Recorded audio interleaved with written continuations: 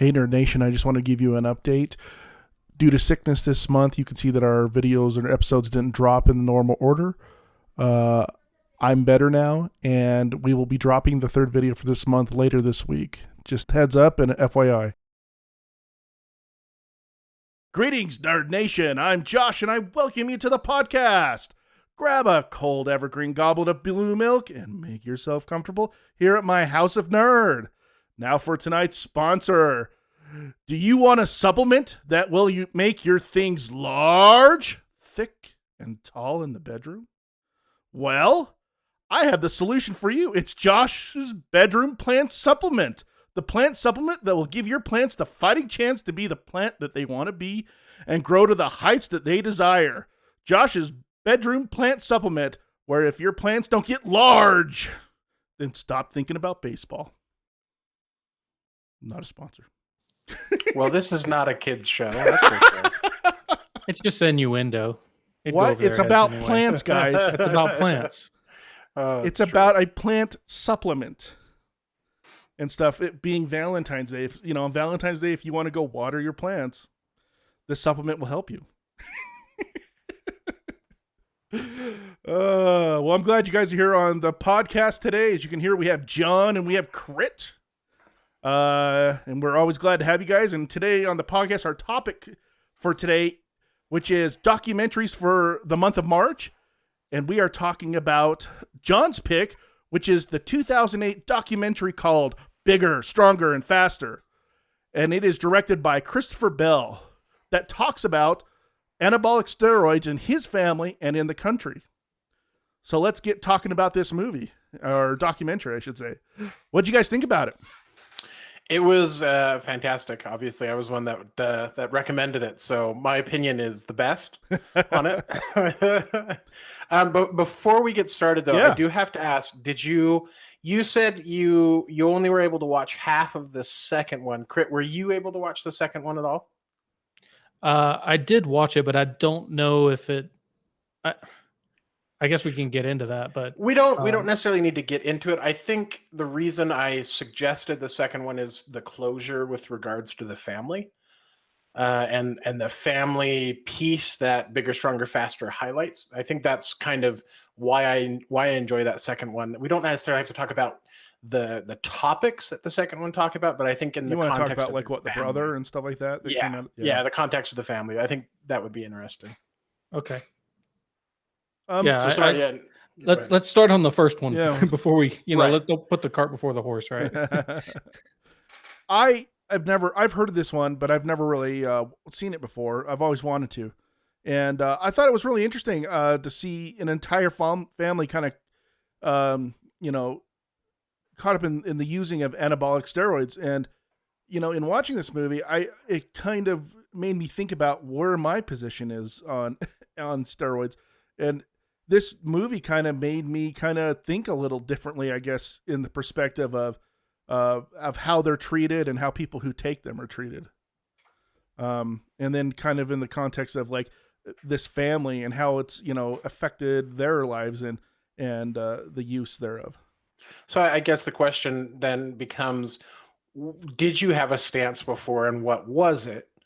And then what's your stance after? I would say my stance before would have been like steroids bad, just like they kind of say that.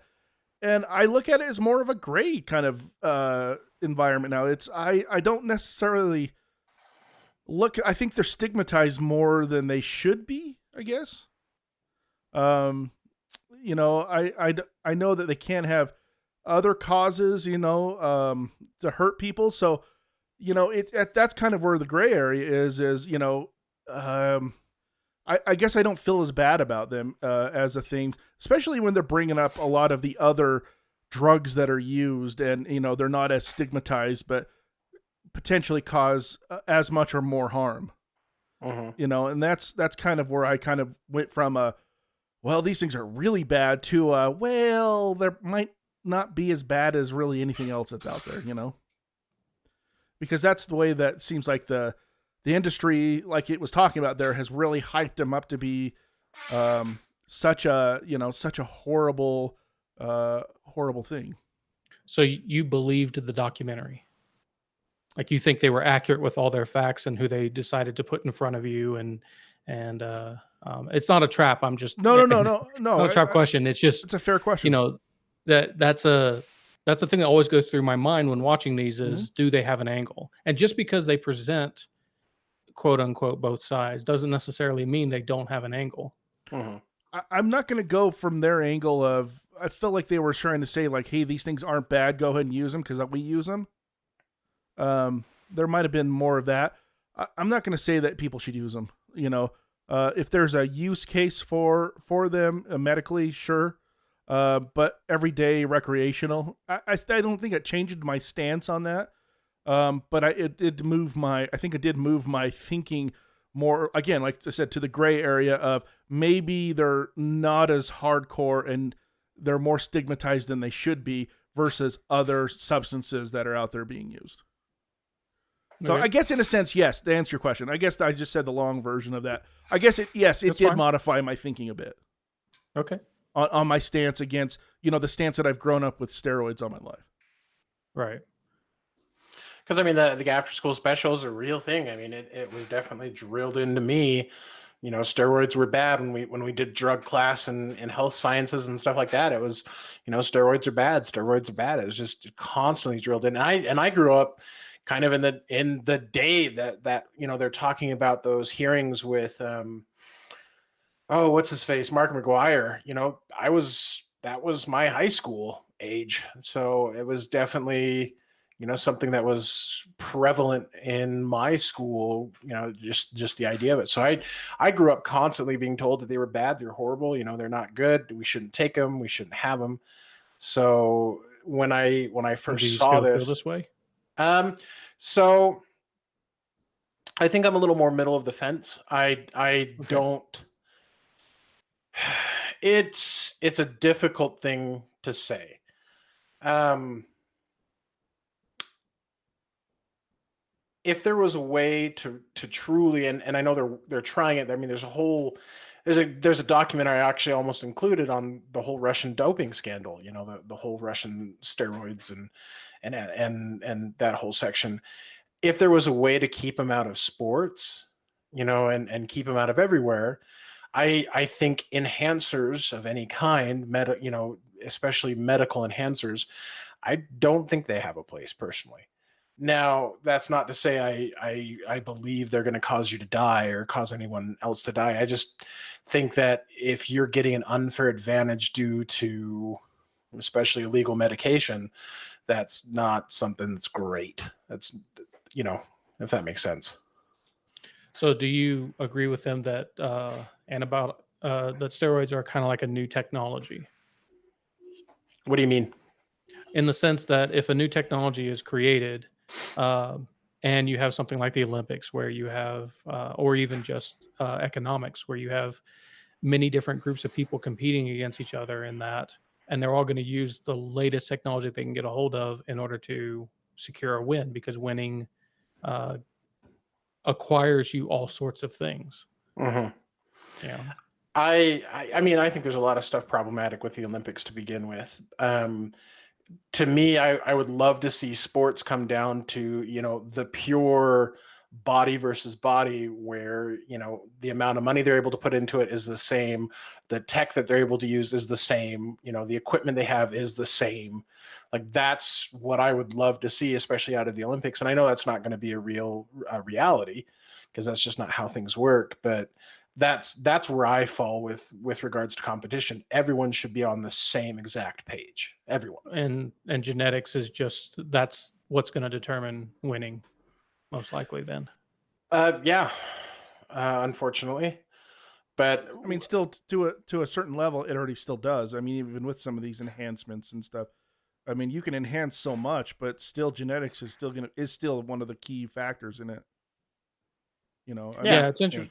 I mean, does the documentary help in any way with the question of balance and fairness in sports? Like, I know that there seemed to be, at least to me, a lot of shrugging of the shoulders of, well, everybody's doing it, so we have, and it goes back to like an old Bill Burr thing. It's like our roided up guy beat their roided up guy, you know. Mhm. And what's wrong with that? He said it jokingly, but still that idea of like, well, if everybody's doing it, and then if that's the case, do you have a choice? And how early do you get to make that choice in your life? Because if the economic pressure on a person who is gifted enough to at least be a contender in a sport needs to start doping in order to actually succeed in that Compete. Yeah. sport, like it has to, is there a choice there? I mean, I guess you could walk away from the sport, but still, is there a I think choice? I think it's And if very. Oh, sorry. Go ahead.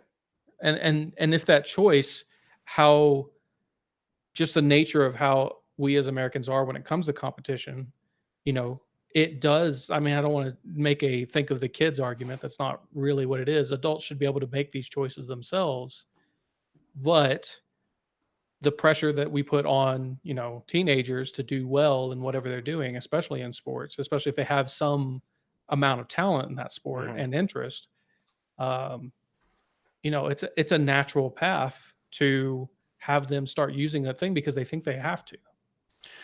I think it's extremely telling where society stands on that, or other competitors stand on that. Where Chris Bell's talking to Smelly's companions, and he's like, he tells one guy, he's like, "Look, Smelly's going off the juice. What does that mean?" And the guy's basically like, rip Smelly's career, Yeah. just very much like, Yeah, go from bye 80 to bye. 700 or 800 to 700 instantly, and then he'll get back on and he'll be back into it. You're like, no, no, yeah. No, he's Yeah. gone. He's out. Yeah. So I mean, I think that's very telling where most competitors or at least not most, but competitors in the weightlifting scene view that as basically, yeah, you're stuck using it if you're going to be competitive, and if not, good luck. Yeah. I was thinking about, like, bodybuilding, they have like the roided up version, but they also have the natural version, which doesn't pull in, near the money as the Mhm. roided up version, but they do actually make a distinction between the two, I think. Really, they have separate competitions? Yeah, they have separate competitions. They have all natural competitions, and then they have bodybuilding competitions, which is AKA roided up competition. Roided up, yeah. Yeah. Whose drugs are working the hardest for him? Yeah.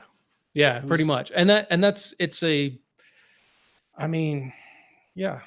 Okay. So, one and thing that obviously, go go ahead, ahead. Chris. Sorry, I didn't know you No, had go another ahead. question. Oh, I was just gonna say Go ahead. one thing that kind of you brought up the idea of, you asked me if it changed my perception, and one of the things I wanted to put out to you guys is that they were real. I've really felt like they were trying to change the perception that, well, if you take steroids, anabolic steroids, or any kind of steroids, that all these side effects that they're telling you, they're almost not real.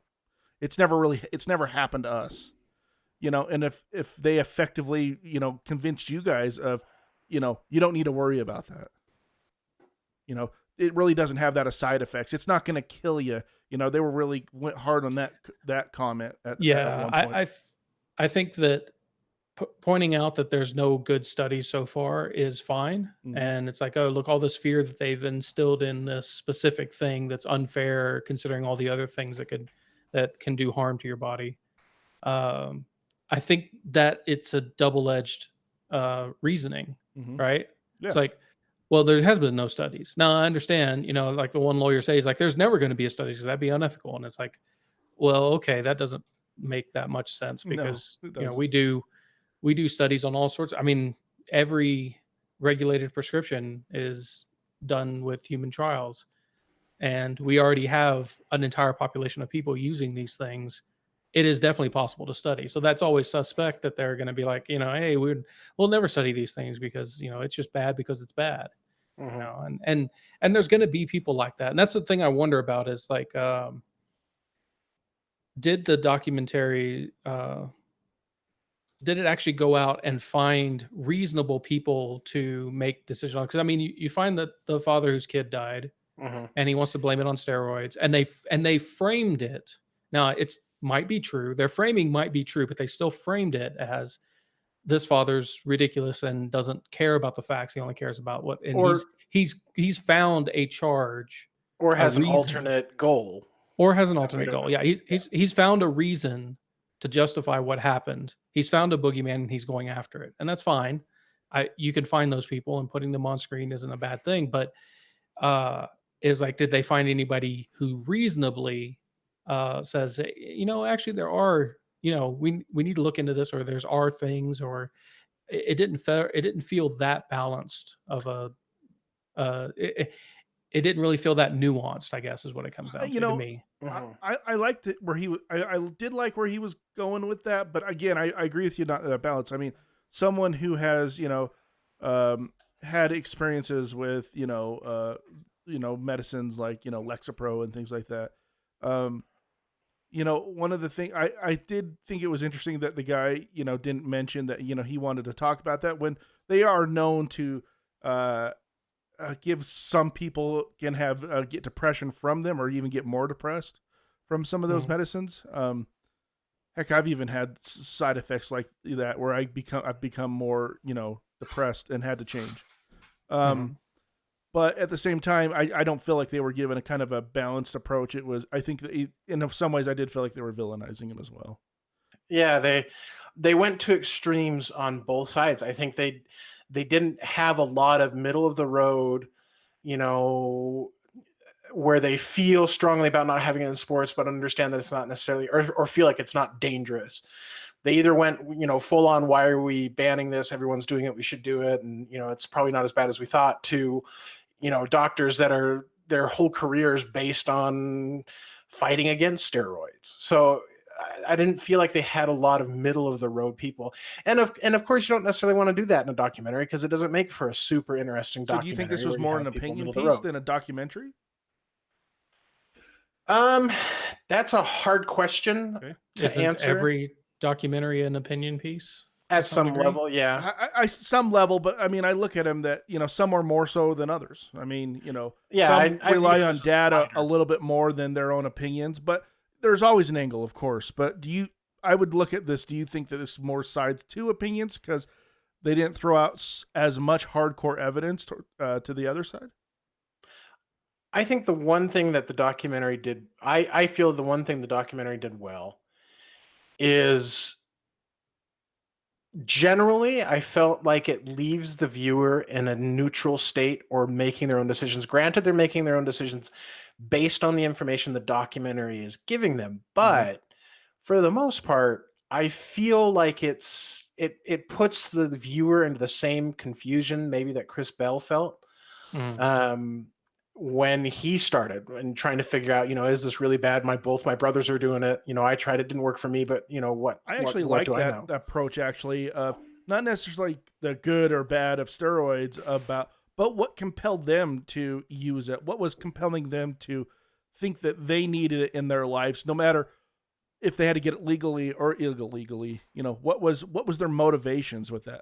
I felt that was one of the more intriguing parts to kind of peer into their psyche a little bit and see what's the motivations of some of these bodybuilders or anybody who uses them you Right. know and some of their motivations were interesting, career based. Some of them were vanity based in a sense, like the older brother. I mean, yeah, he wanted it to be a wrestler, but he always said that he never wanted to be ordinary, and this was the only way that helped him to not be ordinary, which is kind of a vanity thing in my mind. Hmm. I mean, And that's purely vanity. Yeah. yeah, and I just it was interesting, the kind of the motivations, and then seeing the younger brother kind of changing his motivations when he started, he started having a family and things like that, and seeing which one was more important to him, Hmm. family or the steroids and his lifestyle. And wow, that was a big competition. That he's telling his wife one thing and then telling the camera another thing. I mean, And that was some of just that's an internal editing. battle. Yeah, some of that's editing though. Like they True. put those 2 next to each other, but I don't think those actual conversations happen next to each other in time. No, I agree with that. Yeah. I totally agree with that. There's probably space between those conversations. I mean, the editing puts those 2 statements next to each other so you can see kind of and it's a I think there's a more interesting point that I kind of thought about Okay. during that, specifically that scene, which is, you know especially in this area of the country and stuff like that, people like to brag about their sacrifices on behalf of their family. Like it's a thing that I've noticed. It's a braggy. It's not. It's a signaling that, hey, I'm a good person and everything else like that because I sacrificed for my family. Mhm. And yeah, I mean, in general, yes, you do. If the family is that important to you, you do the best for your family and stuff like that. Um, but it was interesting trying to watch a man attempt to rationalize the balance between his happiness and the happiness of his family. Hmm. Like how much of his family's happiness comes from his happiness. So like if he's unhappy, how happy can his family be actually? Yeah. Right. And that these desires that he has, and this passion that he has for weightlifting, you know, uh, how can he find a balance there, especially Mhm. since his entire culture in the weightlifting is like, well, steroids is a given. Like it's not even a question. That's what you're saying. What the trainer was saying. That's not un. You can't be competitive and not be on steroids. Steroids. Yeah, and that's an interesting, like, I think that's an interesting struggle. I mean, I don't think the documentary was capable of like getting to that deeper, but I would have liked to have seen a little more of that. Like I don't know if maybe the younger brother was not introspective enough to really articulate that battle, but I could kind of see it, and it was interesting. I thought it was really cool Yeah, I agree with to that. kind of think about. Because he was doing the same thing. I mean, when he's talking about, you know, oh well, she was upset, but I didn't know, and then I found out, and so I'm gonna, go off steroids and everything else like that, and stuff. He's signaling to everybody around him, but that's not his real desire, right? His real Right. desire, is to have that family still while also doing the weightlifting, which requires steroids. Right. You see that struggle a lot with people in their lives. I mean, I've seen It's it very common. Yeah, it's very very much common, in but my people own don't. life with my, my own parents and stuff like that. Wanting to have one thing and that one good thing and have, but also this other thing I really want. Yeah, yeah, and it's I guess it's a I mean, the underlying current of this documentary I thought was about, kind of how we as Americans want everything, with no compromises and no losses. Yeah.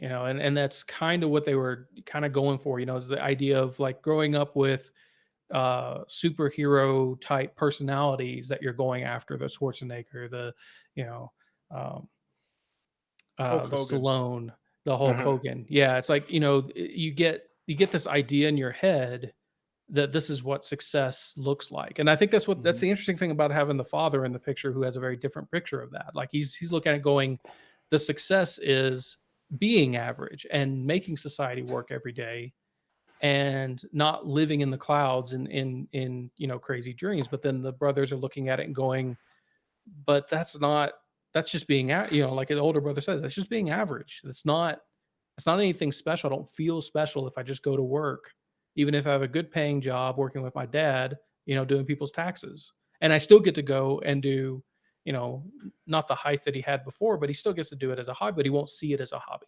He sees it as a dream, you know and that's interesting because I know, I've definitely met people like that. And as far as they'll chase a dream as opposed to seeing what's there next to them. But at the same time, that's kind of what our society holds up. Mhm. It's like our society loves the underdog story to success. And the problem is statistically that can't happen. That has to be very rare. Yeah. It just it's impossible for everybody to do that. You were the thing that popped in my head the whole time of people wanting their cake and eating it too type scenario. Mhm. Is that move the show we just got done watching? Woody Harrelson in what's that show called again? Oh, and The HBO show, uh, yeah, True Detective, True first Detective. season. How he was wanting the family and the girlfriend on the side. Yeah, yeah. How Yeah, that it's made and him I happy. and I know people are going to try to point out to be something like it's a generational thing. Like each generation has this idea of, you know, I guess now it's like millennials. That's the way they are, or something like that, right? That doesn't. I think that's not true. That's just people trying to apply a label so it's easier to blame. Yeah. I think Yeah. that these people have existed throughout American history for all of American history, and this might actually go so far back before then that it's not. You've got certain sets of populations that are comfortable with their lot in life and figure out how to make it work, and you've got other people who aren't, and they go out and they sometimes do destructive things and sometimes do constructive things, and that's just humanity, really. I don't think that's a generational thing. No, I agree with you on that. Absolutely. I've heard a lot of people trying to sell it as a generational thing, but I don't believe that is either. And stuff. Yeah, I man, there were some heavy hitting moments in this documentary for sure that I think transcend generational gaps that are just, not common. Common might be the wrong word, but just, you know, drama is also the wrong word, but just common occurrences between families Mhm. that don't have any kind of generational standing. So for I think a good example is when he's talking to his mom, his poor mom, through the course Mm. of these two documentaries. Holy cow! But his mom, when he's talking to her, and he's talking about how his brother Mike Mad Dog, called back, asked for steroids, and she's like, "Yeah, we told him no," and he's like, "Well, you know where he got them, right?" And she's Oh like, yeah. "What? From your brother?" Oh, what a gut punch! Oh It's like, yeah. oh, The look on her my face was pretty significant. Yeah, yeah. this brings up a general thing that I always think about when I see those scenes, those types of scenes, especially in documentaries. Was it ethical for him to film that? I think that's a good question, Wow, that's a great and question. I never thought about that. I mean, he's got a camera stuck, not stuck in her face. It's in the room. She knows yeah, it's there, but he springs this information on her. And this is the part that I have a hard time mhm, with some of these, documentary filmmakers is that they like to ambush people on yeah, camera. And I always get this like, this is unfair to that person. Like, it's unfair to her to find out about this, on camera. this betrayal on camera. And he's manipulated the situation in such a way that he could do this. Yeah. And that to me always feels like it's very unethical. I see why it's entertaining, but Mhm. I don't feel good about it. And I don't feel good about seeing it. And I'm always worried that, like, I mean, really, that's I think the engineering out of if you engineer it on purpose and you're doing it for the splash effect, then yeah, I think it's fairly unethical. I think in the case of this though, and again, I why. don't know if he engineered Okay. if he engineered it fine, but if I think it only becomes unethical if it's not necessarily engineered and it's just you're taping an interview and we bring these stuff up and obviously he's the one that brought up the brother, so it had to be somewhat engineered, I guess. I mean, he knew Um, about it. yeah, before He he started talking to waited to her. tell her about it and made sure he did it on camera. Like, I Yeah, don't know how else you could read it not that's being true. engineered. Mhm. That's true. Mhm. I think it becomes even more unethical if he doesn't give her the choice of airing that if she can't I was going to choose say the whether or same not to thing. air Mhm. that bombshell being dropped. If she doesn't get the choice on that, then yeah, I definitely go with unethical. Yeah, I guess she could have been consulted for the edit. Yeah, and had she been consulted for the edit, it's still a crappy thing that he would set that up, and he knew that information going in. He knew he was going to confront her with it on camera. Still crappy he did that. But if he consulted her and edited it, that at least smooths over some of it for Well, I me. mean, he did it a If he few didn't, times. though, He then did it over that's the Lexapro thing with that one guy and his kid. Yep. He was trying to do that kind of stuff. That I mean, yeah, he Well, was trying to okay. find So that angle. there's a weird line here that I'm not sure where it resides. And it's Mhm. like when he is talking to the father and the kid and he kind of presses him a little more and stuff like that and makes him upset, that sounds like journalism. Like you're a dispassionate voice in the room, right? Yeah, you're trying to get the You're trying info. to look at this. Yeah, you're trying to look at this and you're trying to get to real intentions. Sometimes you have to ask a probing question. But when you have a direct connection to the events involved and you're springing it on a family member and on camera, and then you put that Mhm. into a documentary that does relatively well, it causes you financial success. Part of me starts cringing at that. Like I'm thinking about how he set that scene up Yeah.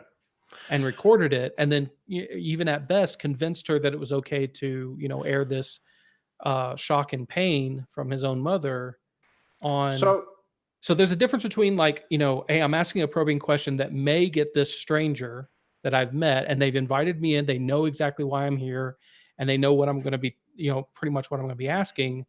That feels more ethical than, I know a secret that's going to cause my mother pain and I'm going to put her on camera discovering that pain for the first time. Mm-hmm. Like, that to me feels way less ethical. So I wonder in part two, how much of this is not necessarily due to him being manipulative, but being a rookie director. I mean, this is his first film that we know of, right? Yeah, I hear you, and I agree with that idea that maybe this is, but that still shows me a character of him that is more Hmm. manipulative than caring. He may be very caring, but he's also pretty manipulative.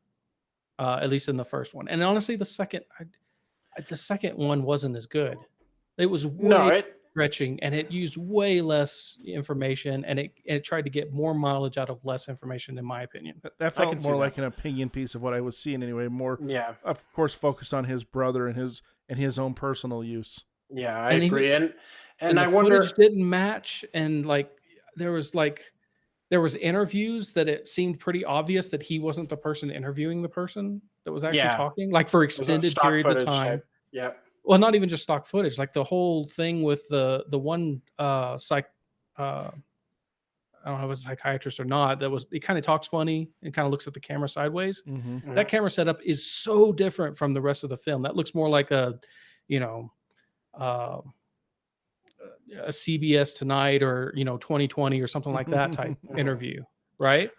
And And he's never on screen asking that person questions, and that person is spending a lot of time trying to make points for that he's using in this film, and then he's using RT, which is a Russian TV network, which is fine. He probably couldn't find a whole lot of US TV networks to actually do that type of thing, but it's like, yeah, the second one I was not impressed with. so I wonder, um, hitting on his manipulative personality and even manipulating these shots.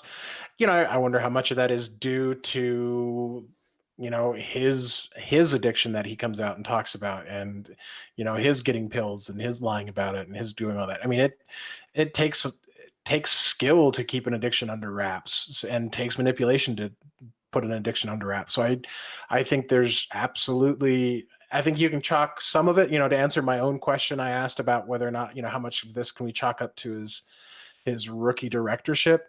I don't think we can chalk up a ton of it to it. I think you are closer to the money of him being manipulative. And I think we see more of that in his second documentary, with more manipulative style shots Mhm. and information, being just lambasting some of these single facts over and over and over again. Yeah. Yeah, I don't know. Like I said, I'm not. I mean, for a first doc, just looking at the first documentary, kind of on its own merits, regardless of the subject matter that it's trying to cover, I think it was okay. I don't think I was entertained at points. Mm-hmm. It had some. It was He deserves, as a filmmaker, uh, some acclaim on how he put it together. It was very entertaining. I was never bored by it. All of the family pieces and everything else. I mean, it flowed pretty well. Mhm. It was a little clumsy, but that's okay. It's his first time out. I was less impressed with the second one. I think it was the same formula applied to a much thinner premise that had much less actual data in it. It was more time Almost trying wasting. to take that data and like apply it to his brother's uh, issues and problems and Right, which trying to make a again made me match. which again made me think more manipulation than sincerity. Well, and it took them a while to even focus on one thing. I mean, they talk about all these other drug, prescription abuse and all that, but they're not even focusing. I mean, I think it would have been better had they just chosen, the opiate epidemic and done it on the opiate epidemic with his brothers thrown in there as, this is, our family piece, and this is the Yeah. person or the And he what was do you trying to call go it? more broad of, well, it's not But yeah, just well, he did opioids, broad it's for a everything. while. Yeah, and then he brought it into opiates, and then again, it was just like, I think the analogy used of the butter over too much bread. Yeah. Absolutely. The whole thing of him talking to his mom about Viagra, that was weird. Yeah. Yeah, that was a little weird.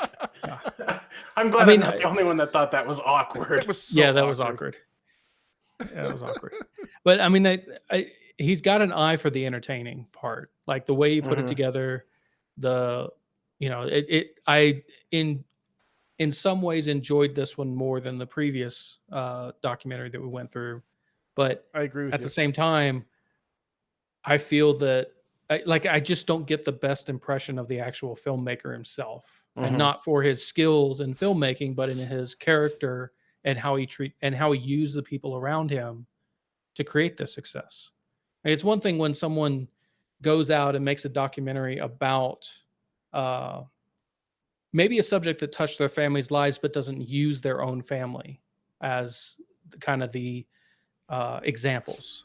And I understand that makes it more personal and that makes it and stuff like that. But it also means that the filmmaker is manipulating their own family for their own gain. Like it has to. I don't see any other way around that. It's like if King of Kong was done by a Weeby's wife. Yeah. In that'd be a different documentary. It'd be a very different documentary. This is how my husband's life ruined us. Right. But I think it definitely would have put the portrayal of Mitchell in an absolute different light.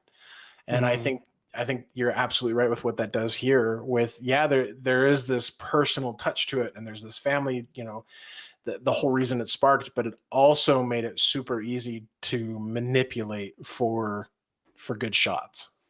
I thought it was really interesting how he kept going over the whole idea. Again, manipulation. It just popped into my head that he says this a lot of, well, we were just a normal, everyday, church-loving family and stuff. How could this happen to us? And he says it a lot, which is the only reason it's stuck in my head. He overuses it. He's signaling hard. Yeah. And I don't know. I mean, that could be defensive. I don't know. I mean, it could be like, I'm about to say that we're basically a bunch of brothers who've used steroids and drugs to get ahead in the world, or at least attempt to. Yeah. And so before that, let me take the edge off. It's not our parents' fault. Right. We are. Why would people in a loving, perfect environment, American perfect environment, choose to be this way? And it's like, well, okay, that's first of all, you have to define what a perfect American environment is, and lots of guns. And that's not going to be the easiest thing to do, because I guess it depends on where you live, and the country's too big. There's too many different societies to really say that so flippantly. Yeah, absolutely. Is their family what American families look like? Well, actually, no. That's just one version of a family that's localized in that area. There might be many different localized versions of it, but that isn't what America looks like. But that's fine. I mean, that's fine. I agree with you, Josh. He just brought it up so much, and I was like, okay, I get it. You're trying to tell us that we're normal, and yet we still got into this issue. And I'm like, it's begging the question. Right. Yeah. Like, how normal are you actually? Right. Nobody's normal. Everybody has things. Maybe they are. Maybe they're perfectly normal and they just fell into this. But still, it was signaled really hard, and it got to be. I agree with Josh. It got to be a bit distracting. It did. I got that one image, and when I brought this up, the one image that kind of popped in my head was them out in the road playing baseball, and I think what he really wanted to portray was it wasn't his family situation that did it. It was instead, the directions they went, pro wrestling. Well, the pro wrestling read too, well, you have to do steroids to be a pro wrestler, and everyone's on the pain I can pills see because that. it all hurts. Smelly went into weightlifting, and you have to do it in weightlifting. So it was these areas that did it to him, He was using it as a and jump not the off family. point to be like, hey, we were as normal as you might get. Yeah, kind of like But then how did we diverge? process of elimination. It's like, please eliminate this. Don't think about this. Right. Think about Right. these things.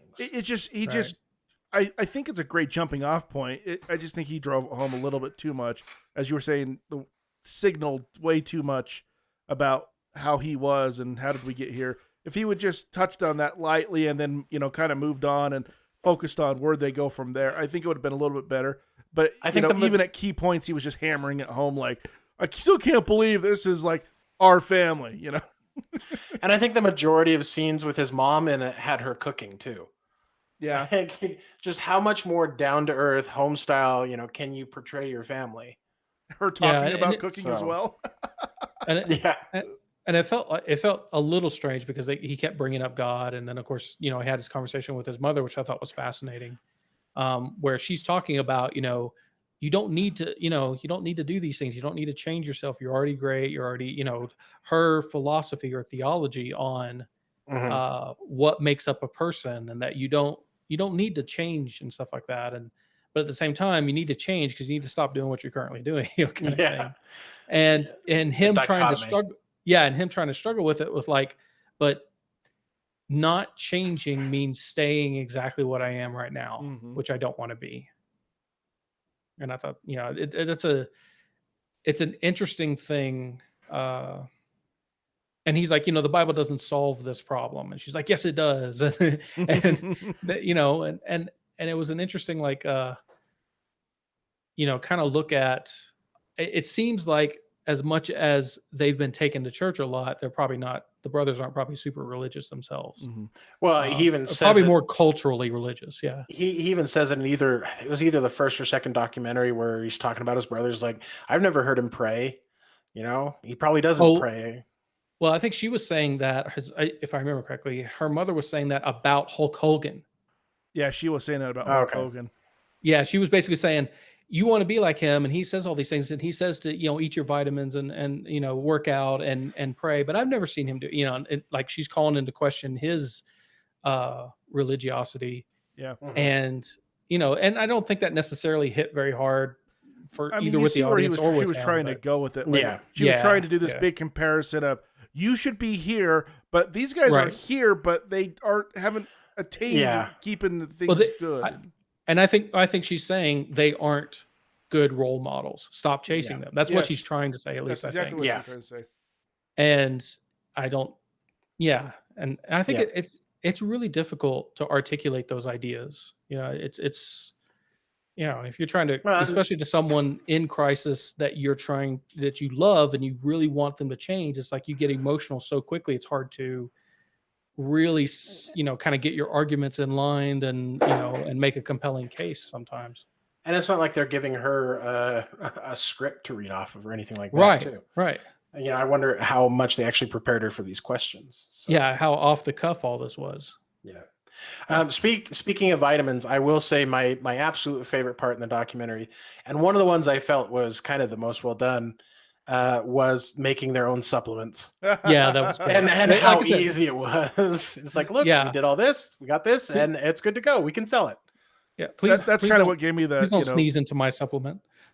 That's definitely what teed me off on the sponsor tonight. That whole thing. Oh, and it cracked me up where he's like, this is legal and these people aren't. Basically when he's talking about the people he hired to fill the pills. But I think that did more to open up the whole supplement business for me than anything. It's like, really is that I easy. had no idea that Orrin Hatch had anything to do with that. That is nuts. Yeah. No, I didn't know that came up. Yeah, it was something that came up.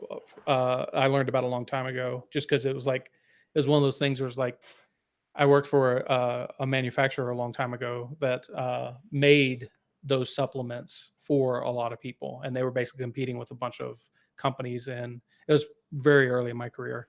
I was very junior. They made a bunch of competing stuff with stuff from Utah and Utah Valley, and it's just like they were very minor player. They still made a lot of money because Yeah. you don't have to say anything. You can just, they were like, well, we don't know much about, those people in Utah, but Orrin Hatch is all right in our minds because we're making lots of money. Yeah. Well, he did great for us. Some corporate lobbyists, counted coup that day Yeah. for sure. But I think that was a really, really well done. Like we don't have to tell you much about it. Let's just show you how easy it is and go from there. Mm-hmm. And that I wish anyone who's crazy up on these supplements would just watch that segment and be like, oh, well, maybe I shouldn't trust these as much as I do. You definitely shouldn't, but at the same time, people are going to make excuses based on, well, this works for me, and that's pretty much what I run into all the time when you're like, well, what facts do you actually have about such and such product that you really like and want to use a lot? And they're like, well, it does this, this, and this. I'm like, okay, there's nothing that proves that. And they're like, oh, well, it works for me. It's like, all right, that just takes the whole conversation away. I guess it works then for you. Yeah. Yep. So don't try to convince me to use it then. Well, yeah. I don't know. But no, I'm glad you guys enjoyed it. I'm glad we were able to pick it apart a bit and talk about Chris Bell as an individual, because I think that's the true story of these documentaries are the people behind it. I think learning more about them as a person and a family, and it's interesting. I didn't even think about how much of Chris Bell we're actually seeing come out that he might not necessarily, of his personality want to come out. I wish that, he could have, I know he focuses more on himself in the second one, a little bit more than the first one, but it was less about him and more about his family, and that's fine. Yep.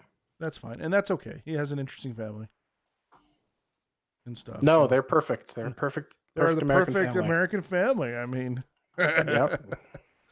They like baseball. They even showed it. Oh man. That's if everybody's got nothing else to say, do we want to go to ratings then? Yep, sure. I'm good. Game on. Go for it. All right. I'll start the ratings then. I am going to give this 7 out of 10 needles in the butt. I wouldn't buy it, but I did like it a lot. I just don't buy documentaries, but I definitely feel like this one, if we want to go on the whole, I would buy it for rewatchability, then I would buy it for that sense. Because I do think this is rewatchable. Maybe about one more time. I'd rent it. Let's just say it. Maybe I should put a rent it in my ones now. Because I don't want to buy it, but I'd rent it. And again, I do think it has some merit there. It was interesting to watch.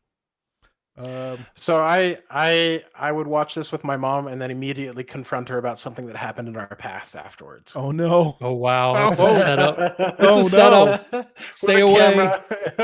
Stay away. Get the camera out, man. Make sure that you're ready for that one. You have a script. She doesn't. I'll have.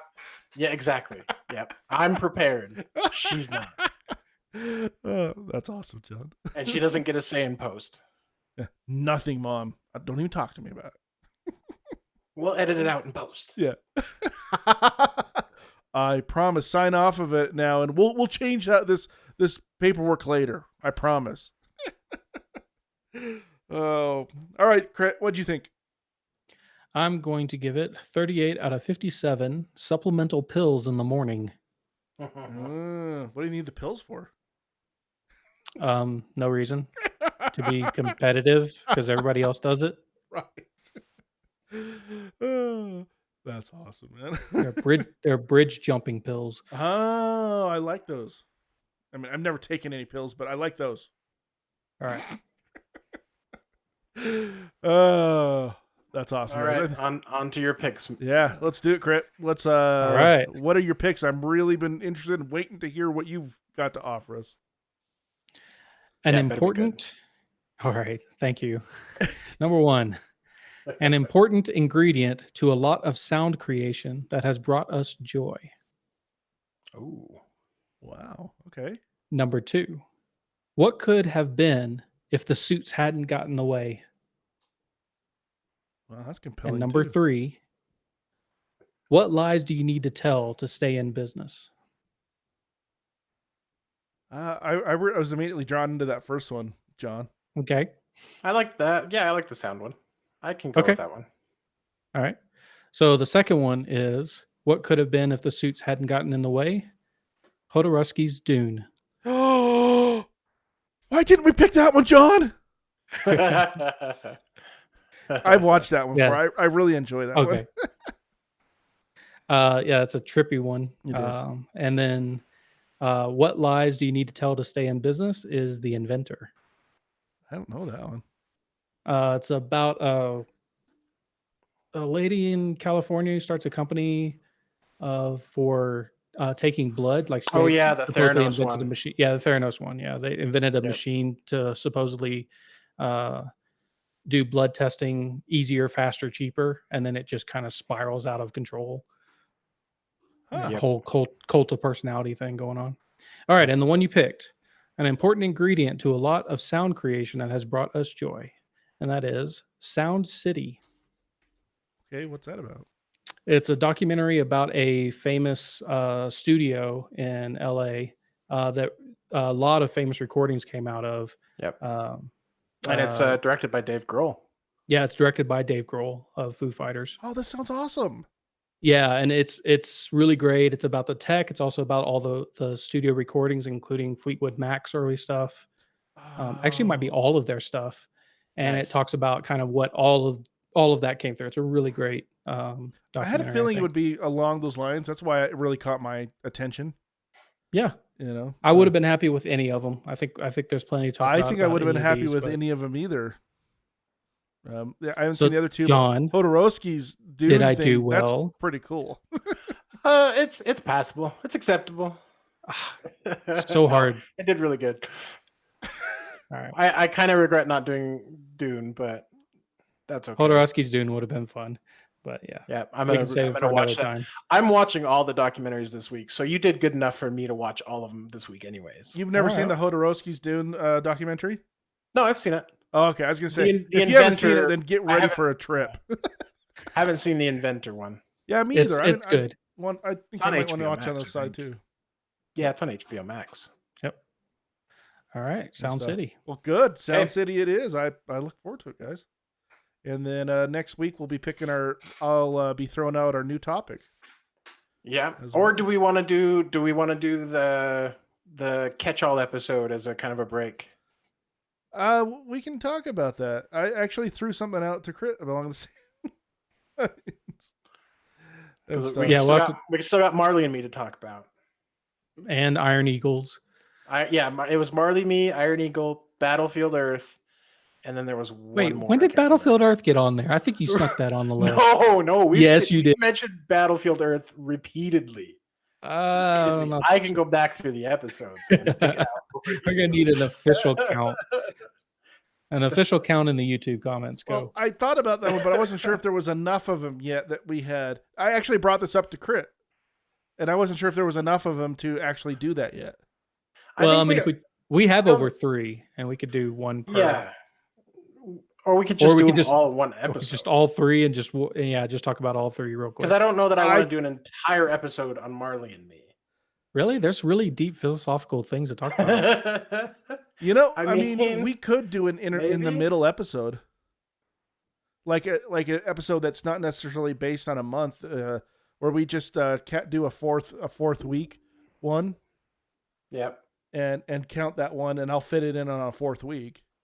Okay, so it sounds like you're gonna get to pick out a genre for next month. So I'll pick out a genre, but do you guys want to do one episode like the next one be a catch-all? I'm fine with it. And then we'll that's do fine. the week after that the one for the next month. Okay.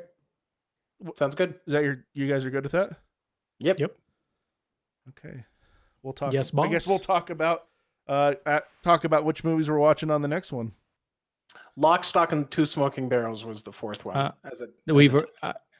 Josh and I watched that Thursday, okay. So we can still talk about it. but we he can hasn't. talk about He still hasn't seen Snatch.